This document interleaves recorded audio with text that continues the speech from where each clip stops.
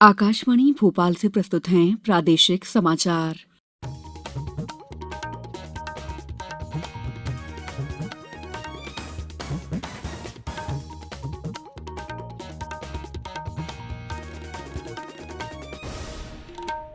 नमस्कार, समाचारों के साथ मैं दीपा सिंह।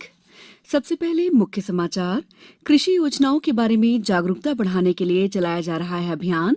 आज देश के सभी कृषि विज्ञान केंद्रों पर आयोजित किए जा रहे हैं किसान मेले। प्राकृतिक खेती को प्रोत्साहित करने के लिए राज्य सरकार संचालित करेगी विशेष गतिविधियां। प्रदेश में विद्युत आपूर्ति बनाए रखने के लिए दफ्तरों में रूफटॉप संयंत्र लगाने के लिए अभियान शुरू किया जाएगा। और सूचना और प्रसारण मंत्रालय ने 16 यूट्यूब समाचार चैनलों पर रोक लगाई। अब समाचार विस्तार से। कृषि एवं किसान कल्याण मंत्री नरेंद्र सिंह तोमर आज किसान भागीदारी प्राथमिकता हमारी अभियान का उद्घाटन करेंगे। आजादी के अमृत महोत्सव के अंतर्गत एक सप्ताह चलने वाला ये अभियान कल से आरंभ हो चुका है। इसके अंतर्गत कृषि और किसान कल्याण मंत्रालय अन्य मंत्रालयों के सहयोग से किसानों में कृषि और अन्य संबद्ध मंत्रालयों की योजनाओं तथा कार्यक्रमों के बारे में जागरूकता बढ़ाने के लिए विभिन्न गतिविधियों का आयोजन करेगा। अभियान के अंतर्गत कृषि प्रौद्योगिकी प्रबंधन एजेंसी के सहयोग से आज देश भर के सभी कृषि विज्ञान केंद्रों पर एक दिन के किसान मेले का आयोजन किया जा रहा है। सप्ताह भर के अभियान के दौरान कृषि मंत्री सामान्य सेवा केंद्र सीएससी द्वारा आयोजित फसल बीमा पर देशव्यापी कार्यशाला का भी शुभारंभ करेंगे।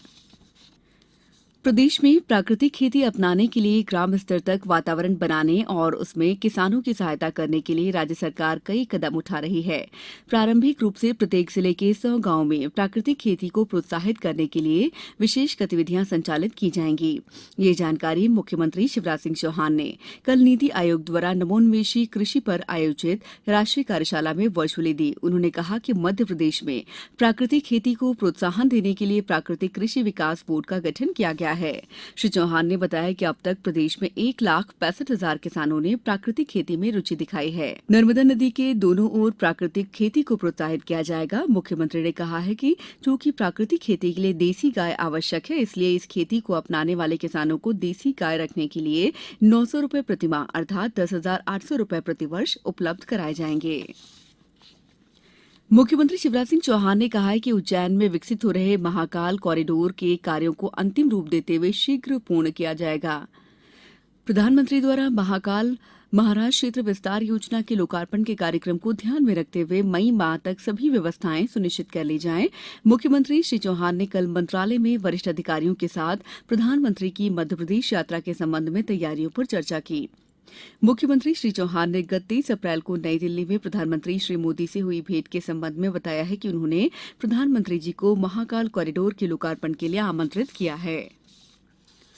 मुख्यमंत्री शिवराज सिंह चौहान ने कहा है कि ग्रीष्म ऋतु में शहर हो या गांव, सभी जगह पीने के पानी के पर्याप्त प्रबंध करना राज्य सरकार का दायित्व है। मुख्यमंत्री कल अपने निवास और बाद में मंत्रालय में प्रदेश में पेयजल प्रबंध योजनाओं की समीक्षा कर रहे थे। उन्होंने कहा है कि जिन स्थानों पर पेयजल की कमी की जानकारी समाचार पत्रों, सोशल मीडिया से प्राप्त हो, उसका समाधान किया जाए। मुख्यमंत्री श्री चौहान ने कहा है कि जहां किसी योजना के कार्य अधूरे हैं, उन्हें पूरा किया जाए।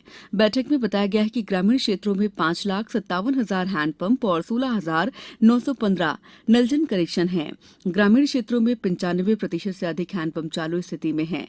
हैंडपंप के सतत संचालन के लिए विभागीय और आउटसोर्स अमला कार्यरत है। मुख्यमंत्री शिवराज सिंह चौहान ने कहा है कि तेजस्विनी समूहों की गतिविधियों को बढ़ाने के लिए विभागीय अधिकारी मिशन मोड में कार्य करें। मुख्यमंत्री श्री चौहान मंत्रालय में महिला वित्त और विकास निगम के कार्यों, नारी सम्मान कोष और नवीन महिला उद्यम शक्ति योजना लागू किए जाने के संबंध में वरिष्ठ अधिकारियों से विचार विमर्श कर रहे थे।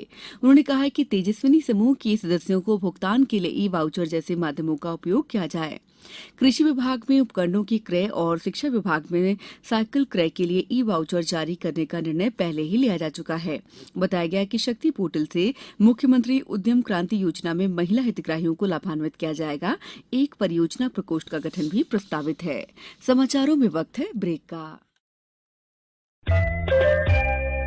ये समाचार आप आकाशवाणी भोपाल से सुन रहे हैं। हमारे समाचारों को अब आप कभी भी और कहीं भी अपनी सुविधा के अनुसार सुन सकते हैं। ये समाचार बुलेटिन यूट्यूब, ट्विटर और फेसबुक पर AIR न्यूज भोपाल पेज पर सुने जा सकते हैं। इसके अलावा आप हमारी वेबसाइट news.on.air.com पर या AIR न्यूज ऐप पर भी समाचार सुन सकते हैं।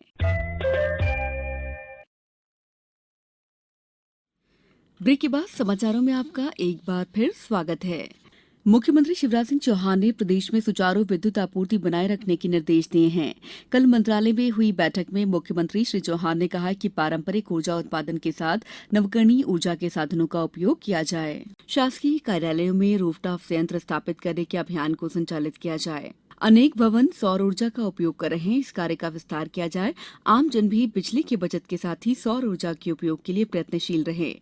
उन्होंने ऊर्जा विभाग के अधिकारियों को निर्देशित किया है कि नागरिकों के लिए बिना बाधा के विद्युत आपूर्ति मिलती रहे। सूचना और प्रसारण मंत्रालय ने देश की सुरक्षा, विदेश संबंधों और सार्वजनिक व्यवस्था से संबंधित दुष्प्रचार के लिए सूचना प्रौद्योगिकी नियम 2021 के अंतर्गत 16 यूट्यूब समाचार चैनलों पर रोक लगा दी है। इनमें से भारत के 10 और पाकिस्तान के 6 यूट्यूब चैनल हैं। मंत्रालय ने कहा है कि ये यूट्यूब चैनल देश में दहशत पैदा करने, सांप्रदायिक विद्वेष भड़काने और सार्वजनिक व्यवस्था को बिगाड़ने के लिए झूठी तथा पुष्ट जानकारी फैला रहे थे। इन यूट्यूब चैनल्स को 68 करोड़ से अधिक लोग देखते हैं। सूचना और प्रसारण मंत्रालय ने कहा कि पाकिस्तान स्थित यूट्यूब चैनल भारतीय सेना, जम्मू कश्मीर और यूक्रेन की स्थिति को लेकर भारत के विदेशी संबंधों के बारे में समन्वित तरीके से फर्जी खबरें पोस्ट करते थे। राज्यपाल मंगूभाई पटेल ने कहा है कि नई पीढ़ी को आजादी के संघर्ष, उनमें जीवन का बलिदान देने वाले चंद्रशेखर आजाद जैसे अनेक वीर वीरांगनाओं के संबंध में जानकारी देने, मातृभूमि के प्रति कर्तव्य बोध का एहसास कराने में पत्रकारिता की महत्वपूर्ण भूमिका रही है। राज्यपाल श्री पटेल कल Kushabhau Thackeray international convention centre में मध्यप्रदेश प्रेस क्लब द्वारा आयोजित मध्यप्रदेश रत्न अलंकरण समारोह को संबोधित कर रहे थे। स्वामी धर्मेंद्रपुरी जी महाराज, ओमकारेश्वर, पद्मश्री उमाकांत गुंदेचा, पद्मश्री विजय दत्त श्रीधर भी मौजूद थे। वित्त मंत्रालय ने इस बात से इनकार किया है कि 143 वस्तुओं पर वस्तु और सेवा कर की दरें बढ़ाने के सुझाव के संबंध में राज्यों से जानकारी मांगी गई है। मंत्रालय ने कहा है कि मीडिया के एक वर्ग ने खबर दी थी कि राज्यों से इस बारे में कुछ सूचना मांगी गई है।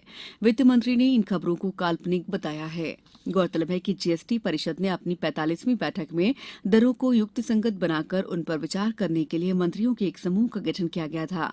मंत्री समूह के गठन के बाद जीएसटी दरों के संबंध की शर्तों पर राज्यों से विचार मांगे गए थे, जो अभी तक नहीं मिले हैं। अंत में मुख्य समाचार एक बार फिर। कृषि योजनाओं के बारे में जागरूकता बढ़ाने के लिए चलाया जा रहा है अभियान। आज देश के सभी कृषि विज्ञान केंद्रों पर आयोजित किए जा रहे हैं किसान मेले।